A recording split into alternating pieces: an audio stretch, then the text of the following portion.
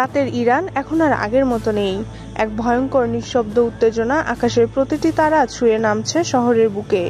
Tehran যেন এক বিশাল গম্ভীরতা বয়ে চলছে, যেখানে মেহেরাবাদ বিমানবন্দরের গেট ধরে ধোঁয়া ঘুরছে, আর ইমাম খামেনি চত্বরে বিপ্লবী দেয়াল চিত্র বিস্ফোরণের কম্পনে কেঁপে উঠেছে। এমন এক রাত যখন ইরানের রেডিওগুলো হঠাৎ করে বাজতে শুরু করেছে সেই পুরনো যুদ্ধসঙ্গীত, যেগুলো কেবলমাত্র বড় ধ্বংস আর আত্মস্বর্গের প্রাক মুহূর্তে শোনা যায়। প্রতিটি সংবাদপত্রের প্রথম পাতায় ছাপা হচ্ছে রাতের ঘোষণা আসছে খামেনির ফতোয়া, পুনর্বিবেচনায় মজলিস, পরমাণু অস্ত্র কিয়া নিষিদ্ধ থাকবে, এমন শিরোনামে ছড়াচ্ছে উত্তপ্ত সংকেত।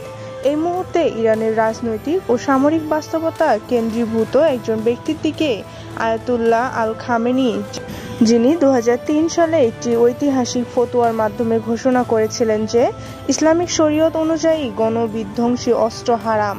বিশ্বব্যাপী মুসলিমদের কাছে এই ফতোয়া ছিল এক আর্থিক প্রতিশ্রুতি, ছিল ইসলামের সাহসী প্রদর্শনী, কিন্তু বাস্তবে এটি ছিল ইরানের সবচেয়ে বড় কৌশলগত ঢাল। ওই ফতোয়া ইরানের আন্তর্জাতিক চাপ থেকে রক্ষা করলেও তাদের পরমাণু সক্ষমতার প্রযুক্তিগত অগ্রগতি থামায়নি, বরং নিচে নিচে বিস্তার করতে থাকলো গোপন পরমাণু কর্মসূচি। সময়ের সাথে সাথে বলছে বাস্তবতা। লিবিয়ায় গাদ্দাফির মতো শাসকের পতন ও মৃত্যুর বীভৎসতা ইরানকে মনে করিয়ে দিয়েছে, যদি অস্ত্র না থাকে তাহলে শত্রু কেবল তোর গলা চেপে ধরবে। বিশ্লেষক নেগার মোর্তাজাফির মতে ইরান দীর্ঘভাবে বিশ্বাস করে পারমাণবিক অস্ত্র ছাড়া অস্তিত্ব রক্ষা করা অসম্ভব।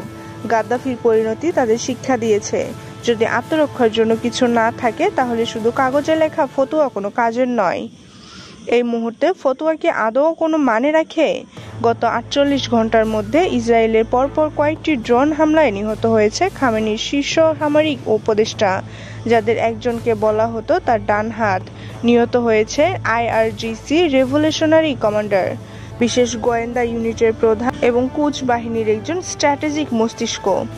এটা ইরানের কমান্ড ও কন্ট্রোল সিস্টেমের মেরুদণ্ড ভেঙে ফেলে। এই অবস্থায় ইরানের রাষ্ট্রীয় টিভিতে দেখা যাচ্ছে ছিন্ন ভিন্ন ইউনিফর্ম, পুড়ে যাওয়া ব্যারাক আর ক্লান্ত সেনাদের চোখে হতাশার ছাপ। অথচ এই একই পর্দা স্কেলে ভেসে আসছে বার্তা, বিপ্লব রক্ষার জন্য এবার আমাদের অস্ত্রের ভাষায় জবাব দিতে হবে। এই মুহূর্তে খামেনির আশেপাশে শুরু হয়েছে গোপন বৈঠক, যেখানে একটাই প্রশ্ন ঘুরপাক খাচ্ছে, অথবা আর শুদ্ধতা রক্ষা করে কি অস্তিত্ব রক্ষা করা সম্ভব? এর ঠিক পাশে আরেকটি ভয়ঙ্কর পর্যবেক্ষণ সামনে এনেছে স্যাটেলাইট বিশ্লেষণ। তেহরান উপকণ্ঠের নাতানজ, ফর্ডো ও আরাক পারমাণবিক ঘাঁটিতে হঠাৎ করে নজিরবিহীন তৎপরতা শুরু হয়েছে। ইরান ইতিমধ্যে 83.7% ইউরেনিয়াম তৈরি করে ফেলেছে, যা পারমাণবিক অস্ত্র তৈরির জন্য যথেষ্ট। আইআইএ এখনো কোনো প্রকাশ্য ভাষ্যে কিছু বলেনি, কিন্তু গোপনে আমেরিকার গোয়েন্দাদের বারবার সতর্ক করেছে। তেহরানের রাত যত গভীর হচ্ছে, ইরানের অভ্যন্তরে ততটা স্পষ্ট হয়ে উঠেছে এক অদৃশ্য প্রস্তুতির ছাপ। রাজধানীর প্রতিটি রাস্তা এখন নিরাপত্তা বাহিনীর কঠোর নজরদারির মধ্যে। বিপ্লবী গার্ড বাহিনী আর 5 দালান ইউনিটের দায়িত্ব এখন শুধু আর হিজাবি নজরদারি নয়, তারা এখন খুঁজে চলেছে ভিতরের বিদ্রোহ। বাহিরের গোয়েন্দা ও সাইবার সন্ত্রাসীদের আঁতুড়ঘর। বিশ্ববিদ্যালয়গুলোতে রাতের বেলা চলছে বিশেষ ব্রিফিং। ছাত্রদের বলা হচ্ছে সাইবার যুদ্ধ শুরু হয়ে গেছে, তোমাদের অস্ত্র এখন কিবোর্ড, কিন্তু আগামীকাল দরকার হতে পারে বারুদ। বড় প্রশ্ন এখন মজলিসে। ইরানের সর্বোচ্চ নিরাপত্তা পরিষদে গোপন বৈঠকে আলোচনা করা হয়েছে একটি মাত্র বিষয়ের উপর, ফতোয়া কি বাতিল হবে?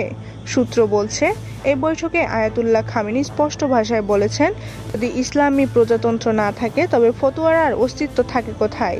এই কথাটি যেন পুরো ইরানের আকাশে ধ্বনিত হচ্ছে। ইরানের বাতাসে বয়ে বেড়াচ্ছে এক প্রতিধ্বনি, এটা আর ধর্মীয় সিদ্ধান্ত নয়, এটা অস্তিত্ব রক্ষার যুদ্ধ।